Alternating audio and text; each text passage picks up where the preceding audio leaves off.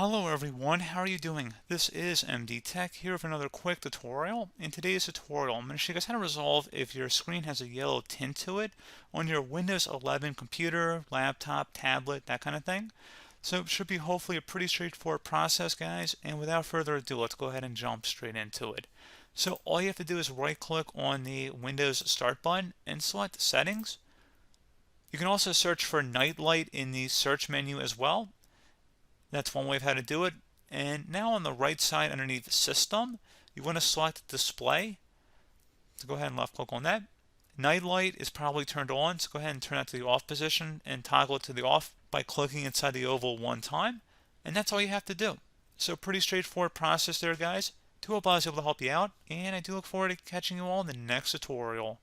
Goodbye.